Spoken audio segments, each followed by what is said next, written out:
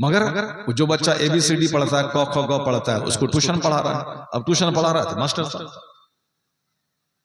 उसी तरीके से बहुत सारा आदमी मदरसे में पढ़ता है जिसको कुछ नहीं आता है, बस जुल्फ पढ़ा लिया, टोपी लगा लिया, जुब्बा झाड़ लिया। अब वो अली बे ट्यूशन पढ़ाता है, क्योंकि उसके अलावा कुछ नहीं जानता है, पढ़ाई नहीं है वो ठीक से। अब मौलवी साहब, मौलाना साहब, मौलवी साहब, मौलाना साहब। जैसे वहां मैट्रिक फेल आदमी बच्चा को ABCD पढ़ा रहा है तो मास्टर साहब, उसी तरीके से यहां भी है, कुछ नहीं जानता है, जुब्बा झाड़ता है, मौलाना साहब, मौलाना साहब। एक मसला पूछते हैं तो सर के बाल खुजलाते हैं, क्योंकि उसको न पढ़ने के जमाने में पढ़ा है और न पढ़ने के बाद वो पढ़ता है। पढ़ने के बाद भी नहीं पढ़ता, ऐसा नहीं कि पढ़ने के जमाने में नहीं पढ़ा तो चलो अब पढ़ने के बाद फारिग हो गए हैं। जब पेट के लिए 8 घंटे निकालते हैं तो कम से कम दीन सीखने के लिए 1 घंटा का टाइम निकालें। रात में 1 घंटा बाहर शरीयत पढ़ें, रात में 1 घंटा कानून शरीयत पढ़ें। हुजूर की सीरत नहीं पढ़े हैं, रात में 1 घंटा सीरतुल मुस्तफा पढ़ें। इस्लामी तारीख कुछ नहीं मालूम है, जंगे बदर, न जंगे ओहद, न ग़ज़वे खंदक, न ग़ज़वे तबूक, कुछ भी नहीं मालूम है। बस मौलवी साहब, पब्लिक है मौलवी साहब, है मौलवी साहब, कुछ नहीं मालूम है उसको, कुछ न तारीख न हिस्ट्री। उससे ज्यादा जानकारी स्कूल के मास्टर को है जो 10-20 किताब पढ़ता है, उससे ज्यादा जानकारी स्कूल के टीचर को है जो उनकी तकरीर सुनता है, जुमा के दिन नीचे बैठा हुआ है। ये इनसे 90 गुना ज्यादा इल्म उसके पास है, क्योंकि वो किताब पढ़ता है, वो रोजाना पढ़ता है, तारीख पढ़ता है, हुजूर की सीरत पढ़ता है। और ये कुछ नहीं पढ़ता है, खाली व्हाट्सएप चलाता है, मोबाइल चलाता है और सुनी सुनाई बात, इसकी कहानी कुछ नहीं आता है। क्या करेगा? लोगों को खुश करने के लिए वो कॉमेडी बोलेगा, कुछ बोलेगा, डीजे भाषा बोलेगा, कुछ न कुछ बोलते रहेगा, लोगों को हंसाएगा, क्योंकि वो जानता ही नहीं है। तो लोगों को हंसाने के लिए वो कुछ न कुछ बातें करता रहेगा, कुछ नहीं जानता है, सिर्फ जुल्फ झाड़ता है। इसलिए इस मौलवी को आप मत देखिए, उन लोगों को देखिए जिन लोगों ने दीन का काम किया है, जिन लोगों ने सलाहियतें हासिल की हैं, जिन लोगों ने अरबी की बड़ी बड़ी किताबों को पढ़ाया है, जिनकी इज्जतें इतनी हैं कि अमेरिका और यूरोप में दीन की खिदमत कर रहे हैं। आप इन लोगों की मिसाल क्यों देते हैं कि मौलवी बनने से क्या होगा? आप मिसाल दीजिए अल्लामा बदरुल कादरी की, जो सारी जिंदगी हॉलैंड में रहे। आप मिसाल दीजिए मौलाना कमरुज़्ज़मान खां आज़मी की, जो सारी जिंदगी ब्रिटेन में रहे। आप मिसाल दीजिए अल्लामा अरशदुल कादरी की, जो दुनिया के एक बड़े मुबल्लिग़ थे, जिन्होंने America, Europe, Holland, Norway, Canada, Mauritius, पूरी दुनिया का भ्रमण किया और सैकड़ों मदरसे कायम किए। उन लोगों की मिसाल अपने बच्चों को दीजिए। तुम्हें अल्लामा अरशद की तरह बनना है, तुम्हें मदनी मियाँ की तरह बनना है, तुम्हें ताजुश शरिया की तरह बनना है, तुम्हें बदरुल कादरी साहब हॉलैंड वाले की तरह बनना है, मौलाना शाहिद रिजा की तरह बनना है, अल्लामा कमरुज़्ज़मान खां आज़मी की तरह बनना है। ये वह लोग हैं जो करोड़ों कमाए, दुनिया भर का भ्रमण किया, महंगी महंगी कार पे चले, उनके बाल बच्चे कोई PhD डिग्री होल्डर हैं, कोई इंजीनियर है, कोई डॉक्टर है, कोई प्रोफेसर है। ये सब लोग हैं। उन लोगों को मत देखिए जो मैट्रिक फेल होकर के ABCD पढ़ा रहा है कि स्कूल में पढ़ने से क्या होगा, स्कूल में पढ़ने से क्या होगा, या स्कूल में पढ़ने के बाद नौकरी नहीं मिले, ABCD पढ़ा रहा। इसका एग्जाम्पल अपने बच्चों को मत दीजिए। जो लोग IAS ऑफिसर बने, जो लोग ग्रेजुएट बनने के बाद ब्लॉक डेवलपमेंट ऑफिसर बने, जो लोग IPS बने, जो लोग बैरिस्टर बने, जो लोग बड़ा इंजीनियर बन के 10 लाख महीना कमा रहे हैं, इन लोगों की कहानी अपने बच्चों के सामने बयान कीजिए कि तुम्हें बड़ा इंजीनियर बनना है, तुम्हें बड़ा डॉक्टर बनना है, तुम्हें बड़ा आलिम बनना है। ये दुनिया मुकाबले की दुनिया है। जो जितना ज्यादा पढ़ेगा, लिखेगा, मेहनत करेगा, मुकाबला करेगा, वो उतना ही ज्यादा कामयाब होगा। तो आलिम दीन, यह लोग आलिम दीन थे जिन लोगों ने झोपड़ी में रहकर दीन का काम किया। 1,000 किताबें लिख ली, 500 किताबें लिख ली। उनके इंतकाल के 500 साल गुजर गए। आज उनकी किताब को 5 करोड़ लोग पढ़ रहे हैं। उनके उर्स के दिन उनकी रूह को सवाब पहुंचा रहे हैं। तो ये वह लोग हैं, इनकी मिसालें अपने बाल बच्चों को दीजिए। गरीब नवाज, वो 100 एकड़ जमीन नहीं खरीदे थे, पैदा हुए ईरान में, ईरान छोड़ के आ गए हिंदुस्तान में, गालियां सुनी, लोगों ने मारने की धमकी दी, जहर में बुझी हुई तलवार लेके पंडित उनके पास कत्ल करने के लिए चले गए। ये सब कुछ आपने साथ, पानी पे पहरा बिठा दिया, पानी बंद कर दिया, ये सब कुछ आपने सहा, मगर आपने जो दीन की खिदमत की है, जो आपने अल्लाह की इबादत की है, जो आपने अच्छे बड़े अखलाक का मुजाहरा किया है, जो आपने कसरत से इबादत की और अल्लाह ने जो आपको करामतों से नवाजा है, उसके बाद जो दीन का काम आपने किया है, आज सारी दुनिया जानती है कि आए थे, घंटियां हिंदुस्तान में बज रही थी, जाते जाते 90 लाख मुशरिकों को ईमान की दौलत देके दुनिया से जा रहे थे। तो आज उनकी कब्र पे करोड़ों लोग हाजिरी देते हैं, करोड़ों लोग उनकी कब्र पे जब सलाम पेश करने जाते हैं। दुनियादार लोग तो वहां बेटा बेटी मांगने जाते हैं, लेकिन करोड़ों मुसलमान हैं जो उनकी खिदमत को सलाम करने जाते हैं। तो आपकी वजह से हिंदुस्तान में मुसलमान मुस्कुरा रहे हैं, आपकी मेहनतों से आज 40 करोड़ मुसलमान पूरे हिंदुस्तान में आज जगमगा रहे हैं। आपकी मेहनतों की वजह से हिंदुस्तान में हजारों मस्जिदें, हजारों मदरसे चमक रहे हैं, आपकी मेहनतों की वजह से। ये लोग उनको दाद देने जाते हैं, उनसे दुआ लेने जाते हैं, उनकी कब्र को देखने जाते हैं, उनकी कब्र की मिट्टी चूमने जाते हैं, उनकी रूह को सवाब पहुंचाने जाते हैं कि आपकी मेहनतों से आज इस बुतखाने में इस्लाम का झंडा गड़ा हुआ है। और वो जिए रब के लिए, मरे रब के लिए, अपना वतन छोड़ा रब के लिए, तो रब ने इतना बुलंद कर दिया कि अजमेर से उठाया, शोहरत के उस आसमान पे पहुंचा दिया कि जिस बुलंदी पर देखो गरीब नवाज नजर आते, करोड़ों लोग उनके फॉलोवर हैं। 800 साल गुजर गए उनके विसाल पे, आज भी उनकी कब्र पे 24 घंटे नूर बरसता है, रौनक हैं, अपने बेगाने लाखों लोग हाजिरी देते हैं। ये उनकी खिदमतों का इनाम है, ताकि दुनिया जाने के जो पैसा कमाया, खाया पिया, मकान बनाया, बाल बच्चों के लिए जिया, उनका बाल बच्चा भी उसकी कब्र पे नहीं जाता, लेकिन जो सिर्फ रब के लिए जिया मरा, रब करोड़ों लोगों के दिलों में उनकी मोहब्बत अता कर देता है। तो अब एक फॉर्मूला है, जो सिर्फ अपने लिए जिएगा उसको तो उनका बच्चा भी भूल जाएगा, और जो दीन के लिए जिएगा, पब्लिक के लिए जिएगा, लोगों की हिदायत के लिए जिएगा, उनका अपना बेटा रहे न रहे, हजारों लाखों लोगों के दिलों में अल्लाह उसकी मोहब्बत डाल देगा। आज मौलाना गुलाम यासीन साहब की कब्र पे इनका तो बेटा 2 3 4 है, लेकिन 4000 लोग आते हैं। ये 4000 उनका अपना बेटा नहीं है। आपका भी दादा मर गया है, आप ही कब्र पे नहीं जाते हैं तो दूसरा क्या जाएगा? लेकिन इस बंदे की कब्र पे 4000 लोग आते हैं, 400 लोग आते हैं, 40 लोग आते हैं, फातिहा पढ़ते हैं। क्यों? उनका बेटा, उनका बाप तो नहीं है, वो बाप तो हाफिज तौकीर का है, लेकिन ये लोग क्यों पूर्णिया से आ रहे हैं, कटिहार से आ रहे हैं, धमदा से आ रहे हैं, साहब अलग अलग जगहों से आ रहे हैं। ये वह लोग हैं जिनकी खिदमत मौलाना साहब ने की है, जिनका काम इन्होंने किया है, जिनका भला इन्होंने किया है। तो पता ये चला कि जो दूसरों की भलाई के लिए जीता है, जो मजहब के लिए जीता है, दूसरों के दर्द में काम आता है, अब फॉर सेल्फ नहीं बल्कि दूसरों के लिए जीता है, तो अल्लाह ताला उसकी मोहब्बत दूसरों के दिल में डाल देता है। तो हम जिए अपने घर में बाल बच्चों के लिए भी और दूसरे के लिए भी जिए, समाज के लिए भी जिए, अपने से दूसरों को फायदा पहुंचाएं, जबान से अच्छी बात बोलें, हाथ से फायदा पहुंचा दें, पांव से उनकी मदद के लिए चलें, मुस्कुरा के उनका दिल खुश कर दें।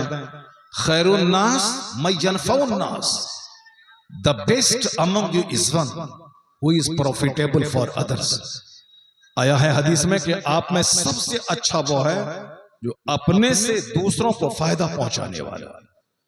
नुकसान पहुंचाने वाले तो बहुत है, लेकिन फायदा पहुंचाने वाला, the best among you is one who is profitable for others. फायदा कैसे पहुंचता है? दूसरे का गम सुनकर, दूसरे से मुस्कुरा के मिलकर, अपनी तरफ से सलाम में पहल करके, दूसरों की बीमारी में मजाज पुरसी करके, दूसरों के जनाजे में हाजिरी देकर, दूसरों को कर्ज देकर, दूसरों की दावत कबूल करके, दूसरों को अपने घर दावत दे करके, दूसरों को कर्ज दे करके, यानी किसी भी जहत से दूसरों को फायदा पहुंचाना। ये आदमी अगर मर जाता है तो लोग उनकी मौत पे आंसू बहाते हैं और कहते हैं कि बड़ा अच्छा बंदा था जो दूसरों के काम आता था। मैं एक दिन काझा से आ रहा था, ये साइकिल से जा रहा था, मैं पैदल जा रहा था, ये बंदा मुझको अपनी साइकिल पे बिठा करके घर तक पहुंचा दिया, ये मर गया, अल्लाह इनका भला करे। काम छोटा सा है, मोटरसाइकिल से आ रहा था, अब उन्होंने देखा पैदल जा रहा मेरा पड़ोसी का, आके अब बैठ जाइए, तेल वही उतना ही खर्च होगा, टाइम उतना ही लगेगा, मगर अखलाक का मुजाहिरा किया, उसको बैठा दिया। तो अब जिस दिन वो बंदा मरेगा उस दिन ये हाथ उठा के दुआ करेगा, या अल्लाह बड़ा अच्छा आदमी था, हमको अपनी गाड़ी पे बिठा लिया था, इलाही तो उसको माफ कर दे, उसके गुनाह को माफ कर दे। तो ये बेटा नहीं है, लेकिन ये चूंकि दूसरों पे काम आया है इसलिए दूसरे लोग उसके लिए दुआ देते हैं, दुआ करते हैं। तो आप कष्टदायक नहीं बनिए बल्कि लाभदायक बन जाइए। आप दूसरों को प्रॉफिटेबल दूसरों के लिए बन जाइए, फायदा पहुंचाइए। तो अल्लाह तबारक व तआला हमको और आपको सबों को दूसरों को फायदा पहुंचाने की तौफीक अता फरमाए। बस एक हदीस पाक सुनिए, उस हदीस पाक को गिरह बांध के आप रख लीजिए। समाज के ताल्लुक से जो बातें हैं कि सब लोगों को तमन्ना है कि मैं जहन्नम से बचूं, सब की ख्वाहिश है कि मैं जन्नत जाऊं। तो अब जन्नत कौन जाएगा? जन्नत का जाने के काम ढेर सारे हैं, लेकिन एक हदीस सुनाता हूं मैं। आका अलैहिस्सलाम मेराज की रात जब गए अल्लाह से मुलाकात करने के लिए, लामका गए, फिर आपने फरिश्तों के साथ जन्नत और जहन्नम की सैर की, तो हुजूर ने जन्नत को देखा। जब जन्नत को देखा तो अब आका बयान फरमाते हैं, कुम तो अला बाबिल जन्नत, मैं जन्नत के दरवाजे पर खड़ा हुआ, जैसे जन्नत है चौरा, मैं जन्नत के दरवाजे पे खड़ा हुआ, मैंने जन्नत में झांक के देखा कि जन्नत में कैसे कैसे लोग हैं। ये बिल्कुल मोतबर हदीस। हुजूर कहते हैं कुम तो अला बाबिल जन्नत, मैं जन्नत के दरवाजे पे खड़ा हुआ और मैंने देखा जन्नत में फरई तो अक्सरा अहले हल फकरा, मैंने जन्नत में अक्सर फकीर लोगों को देखा। कौन फकीर? कोई भीख मांगने वाला नहीं, वह लोग जो गरीबी में जीते थे, सुबह खाते थे, शाम के लिए परेशान रहते थे, कपड़ा इतना कम था कि पांव ढके तो सर खुलता था, मगर दूसरों के सामने भीख नहीं मांगते थे। गरीबी में भी नमाज नहीं छोड़ते थे, गरीबी में भी सच्चाई का दामन नहीं छोड़ते थे, मोटा छोटा पहनते थे, टूटे फूटे घर में रहते थे, मगर सच्चाई का दामन नहीं छोड़ते थे। दूसरों का लाखों हड़पने के लिए झूठ नहीं बोलते थे, लंपन नहीं करते थे। जो एक पैसा कमाते थे सच्चाई का कमाते थे, नमाज नहीं छोड़ते थे, चाहे गरीबी रहे, मुसीबत रहे, कड़ाके की सर्दी रहे, कुछ भी रहे। हुजूर कहते हैं मैंने जन्नत में जब झांक के देखा तो अक्सर गरीबों को पाया, क्योंकि गरीब लोग चाह करके भी गुनाह नहीं कर पाते। तमन्ना है कि मैं टेलीविजन खरीदूं 1 लाख रुपए का और रात भर बैठ के मैं मैच देखूं, तमाशा देखूं, फिल्म देखूं, अब पैसा ही नहीं उसके पास। चाहता है कि मैं 1000 रुपए की विस्की पीऊं, पैसा ही नहीं उसके पास। पैसा नहीं है तो कम से कम गुनाह से बच तो गया। पैसा नहीं है, सिनेमा हॉल में 500 रुपए का टिकट लेके अब वो बैठ करके 3 घंटा तक सिनेमा देख के आंख का ज़िना करवाता रहे, लेकिन पैसा ही नहीं। चाहता है कि गुनाह करें मगर नहीं कर पा रहा। तो गरीबी में बहुत सारे गुनाह बंदा करने से बच जाता है। गरीबी में आदमी की तमन्नाएं महदूद होती, गरीबी में आदमी का दिल टूटा होता है। तो हुजूर क्या फरमाते, मैंने जन्नत में मेजॉरिटी गरीबों को देखी, फकीरों को देखी। आप और हम सब मालदार बनना चाहते हैं, लेकिन जन्नत अक्सर फकीरों, मोहताजों और गरीबों से भरी है।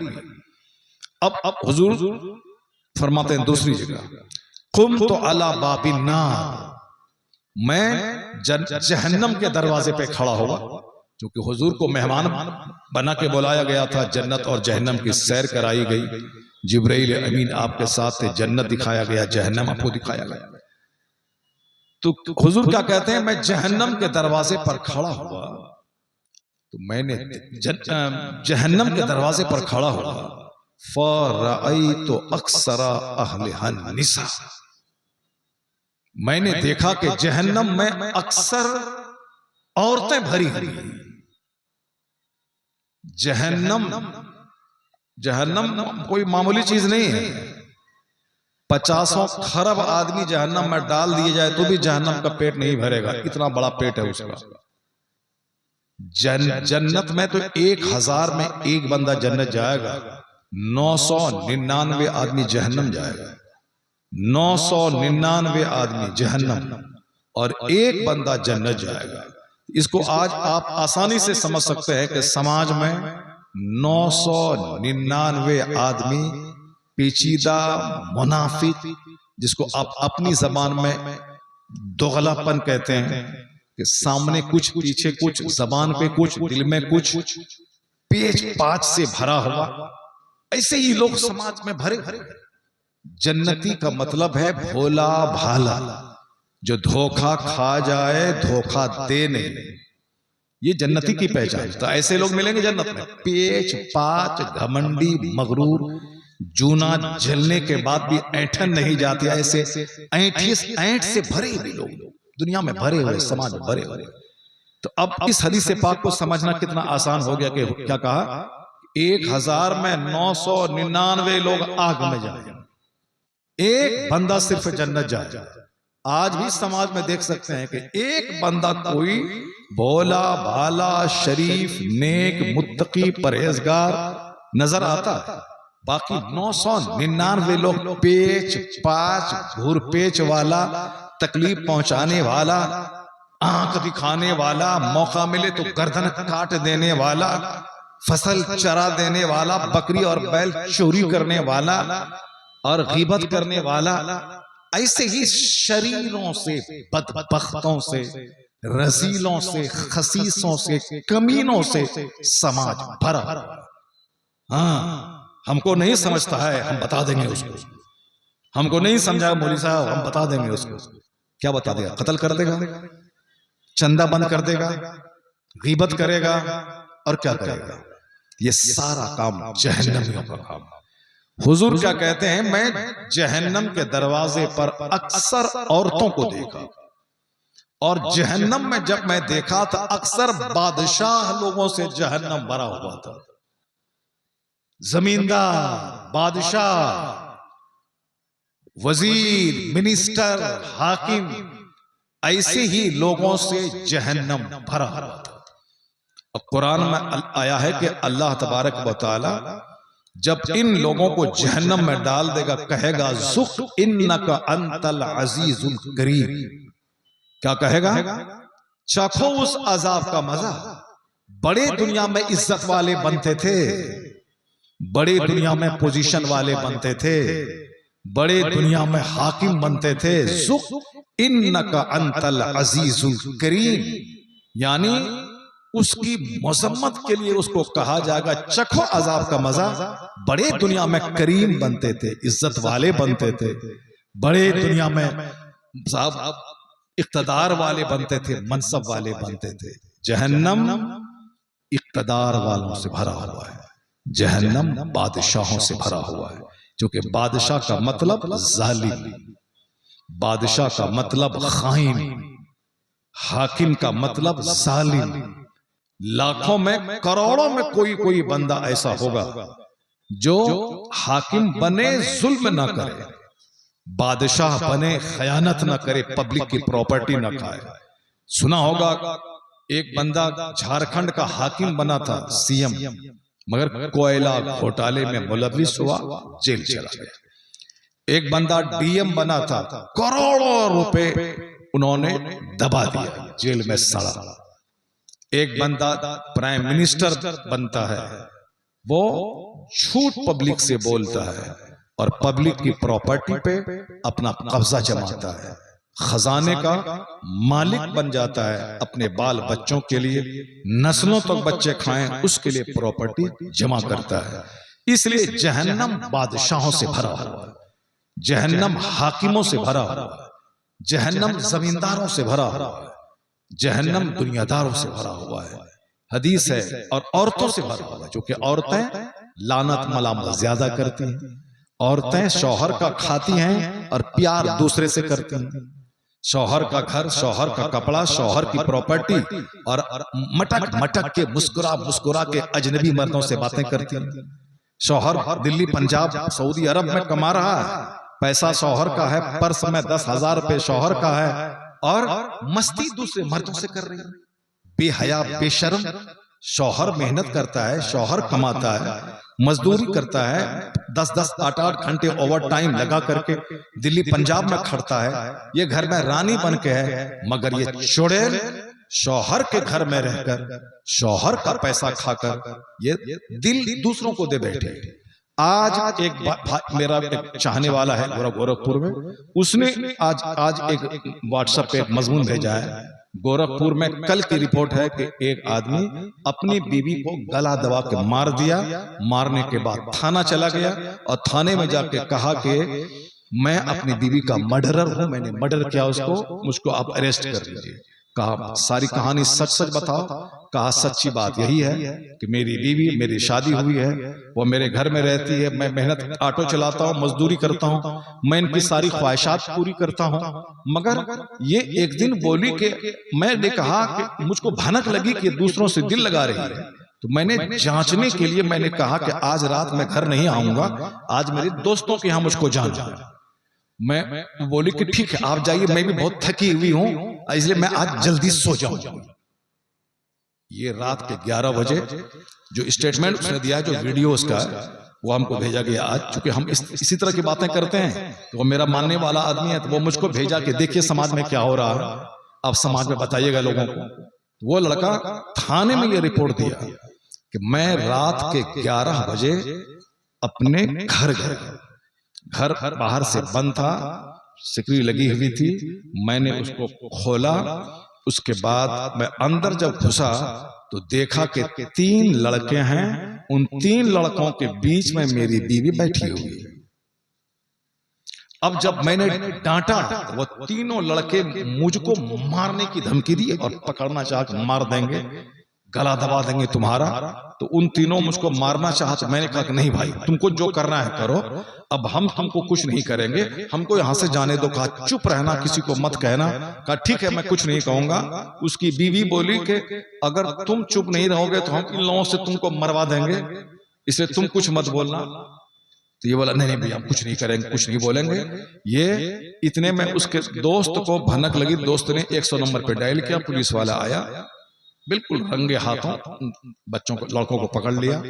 इनके शौहर से कहा तो अपनी बीवी के पास जाओ, उसके बाद कुछ नहीं करेंगे, हम कुछ नहीं करेंगे। दूसरे दिन उसकी बीवी बोली, जब उसको अरेस्ट करके लेकर चला गया वो तीनों को, इसका शौहर से बीवी बोली कि तुम्हारे पास मैं नहीं रहूंगी, उसी के पास मैं रहूंगी, चाहे तुमको जान मार दो, कुछ कर दो, मगर हम उसी के पास रहेंगे। तो ये लड़का को गुस्सा आया, इसने उसका गला दबा दिया, गला दबा के घर से बाहर निकला, सोचा क्या करें कहाँ जाए, तो मार दिया उसको, सीधे थाना चला गया। अब पुलिस वाले को सारी रिपोर्ट उसने कर दी, कहा हमने जानबूझ के मारा है कि मेरा घर, मेरी बीवी, मेरा पैसा, मेरी कमाई, और ये दूसरों से मिल करके ये मुझको मारना चाहती है, मेरा मर्डर करना चाहती है कि इसको मार देंगे। रोजाना अखबार में इसी तरह की खबरें आ रही है, रोजाना। इस सिमराहा में एक भाई की शादी हुई, सारे बच्चे को, सारे घर वालों को खिलाता था वो। छोटा भाई उसके बड़े भाई की बीवी से फंस गया, अब उस भाभी से मिल करके बड़े भाई को ज़ब्ह कर दिया। जो गवर्नमेंट की नौकरी करता था, सारे घर वाले को चलाता था, अब उसको ज़ब्ह कर दिया, इसी औरत के चलते। इसलिए हुजूर क्या फरमाते, मैंने जहन्नम में अक्सर औरतों को देखा। औरतों के पास अक्ल कम होती है, औरतों के पास जज्बात ज्यादा होते हैं, वह फौरन दूसरों की मिठाई, दूसरों की मुस्कुराहट, दूसरों के हाँ हाँ भाभी भाभी भाभी कहने पर फौरन माइल हो जाती है। इसलिए मर्द से ज्यादा औरतों की तालीम पे जोर देना चाहिए और औरतों की निगरानी करनी चाहिए। निगरानी का मतलब उन पर कड़ी नजर रखे कि गैरों से बात ना करे, घर से बेपर्दा बाहर ना जाए, और मदरसा हो या स्कूल, पढ़ाई करे तो ऐसा नहीं कि मोबाइल रख के चटे मटे दूसरों से बातें करता रहे, ऐसा नहीं, वो भी तो औरत है, चाहे मदरसे में पढ़े चाहे स्कूल में पढ़े। इसलिए फौरन कड़ी निगरानी और फौरी वक्त पे शादी, 18 से लेके 20 साल के बीच में शादी करा दी अपनी बेटी की। शादी के बाद आधा ईमान सेफ हो जाएगा, आधा दीन महफूज हो जाएगा उसका। यहाँ शादी हो रही कब? 35 साल में, 40 साल में, 30 साल में। शादी की उम्र है कितनी? 18 साल। शादी हो रही 28 साल, 10 साल, 38 साल। स्कूल कॉलेज में क्या पढ़ाई के नाम पे 40 साल। अब इस बीच में क्या हाल होगा? यही होगा जो हो रहा है। हुजूर क्या फरमाते, मैंने अक्सर औरतों को जहन्नम में देखा। इसलिए आका फरमाते, तसद्दक़ना, ए औरतों खैरात करो, सदका करो, शौहर की नाफरमानी मत करो, शौहर की खिदमत करो, पर्दे में रहो। नमाज की पाबंदी या औरतें नहीं करती हैं, रोजा रख लेंगी, रजब का रोजा, 27 रजब का रोजा, 1 रजब का रोजा, 15 शाबान का रोजा, ये सब रोजा नफल है। रमजान का रोजा फर्ज है, नमाज सबसे बड़ा फर्ज है, रोजे से भी बड़ा फर्ज है। आदमी 50 हज कर ले मगर उसको नमाज पढ़नी पड़ेगी, बगैर नमाज पढ़े हुए उसका छुटकारा नहीं है। नफल रोजा ये रखने में औरतें माहिर हैं, मगर नमाज पढ़ने में इंतहाई दर्जे की काहिल और सुस्त। असाब वो महीने में जो कमजोरी है उसका बहाना बना करके अब ये लेटी रहेंगे, सोई रहेंगे। मैं अक्सर औरतों से कहता हूं कि जो तुम्हारा बारी का दिन है, महीने में 10 दिन, जिस दिन में तुम्हारा माहवारी खून आता है, उन 10 दिनों में रोजा कजा करना है। उन 10 दिनों में नमाज माफ है। 3 दिन से लेकर 10 दिन, कम से कम 3 दिन, मैक्सिमम 10 दिन पीरियड है। उस दिनों में कम से कम वजू करके मुसल्ले पर बैठ करके 1000 बार दरूद पढ़ो, 500 बार कलमा पढ़ो। दरूद पढ़ना हराम नहीं है, कलमा पढ़ना हराम नहीं है। नमाज नहीं पढ़ सकती है मगर दरूद पढ़ो, कलमा पढ़ो, ताकि नमाज पढ़ने की आदत बनी रहे, मगर नहीं पढ़ेगी। बस एक बहाना है कि हम पर अभी नमाज नहीं पढ़ेंगे, हम ना पाक, बहाना। अब बहाना है, और जब पाक हो जाएगी, पाक होगी आज तो नमाज शुरू करेगी 4 दिन के बाद। और जहां 2 दिन नमाज पढ़ी, जो नमाजी उसकी बात मैं कर रहा हूं, जो नमाज नहीं पढ़ती है तो गई गुजरी है। जो नमाजी है उसकी बात कर रहा हूं, जहां 4 दिन में नहाए धोएगी और 2 दिन नमाज शुरू करेगी, फिर अगला महीना उसका खून आ जाएगा उसका। बस एक बहाना है, हम नापाक है। इसलिए नापाकी के दिनों में भी अपनी औरतों को कहें कि तुम बैठो, 500 बार दरूद शरीफ पढ़ो, कलमा शरीफ पढ़ो, ला इलाहा इल्लल्लाह मुहम्मदुर रसूलुल्लाह, इससे सवाब भी मिलेगा, कलमा सवाब मिलेगा। और फिर नमाज पढ़ने की आदत भी बनी रहेगी वक्त पे, ताकि वो जब नमाज पाक साफ हो जाए तो नमाज में सुस्ती ना करे। कुछ नहीं, बस ये जहां जा रहे हैं जाए। आजकल बाजार औरतों से भरा हुआ है, मार्केटिंग औरतों से भरा, बड़ी पिटी उठी। औरतों पे आला हजरत ने लिखा है कि उसको हाथ में कलम, छत पे मत जाने दी ताकि गैरों पे नजर उसकी ना पड़े। औरतों को अपने घर में अच्छा कपड़ा पहना के रखो ताकि रिश्ता आए घर में, और अच्छा कपड़ा पहना के बाजार में उसको घूमने मत दो। अब हम लोग कौन इस पर अमल करता है? जब कौन अमल नहीं करता है तो वही होगा जो हो रहा है। हो रहा है, शादी से पहले भी हो रहा है और शादी के बाद में भी हो रहा है। तो आप इस 2 हदीस को याद रखिए। हुजूर फरमाते हैं, जहन्नम में मैंने देखा झांक के अक्सर मालदार किस्म के लोग हैं, अक्सर औरतें हैं। और जन्नत में हुजूर ने जब देखा झांक के, जन्नत में अक्सर फकीर लोग, मुफलिस लोग, गरीब लोग, नमाजी, नेक, भूखा रह करके भी सच बोलने वाले लोग, मकान ठीक से नहीं है, कपड़ा अच्छा से नहीं पहन रहा है, अपना घर नहीं है, ऐसे ही गरीबों मिस्कीनों से जन्नत भरी हुई है। और जहन्नम मालदारों, हाकिमों, सरदारों, बादशाहों, जमींदारों से जहन्नम की आग भरी हुई है। अल्लाह तबारक व तआला हमको और आपको जन्नती बनने की तौफीक अता फरमाए, जन्नती जैसा काम करने की तौफीक अता फरमाए। अपनी बेटियों को मदरसे में पढ़ाकर उनके दीन, ईमान, इज्जत की हिफाजत की तौफीक अता फरमाए। अपने बाल बच्चों की कड़ी निगरानी की तौफीक अता फरमाए। अल्लाह ताला खुद हमें नेक बनने, अपने बाल बच्चों को नेक बनाने की तौफीक अता फरमाए। आमीन। व आखिर दाअवाना अनिल हम्दुलिल्लाहि रब्बिल आलमीन।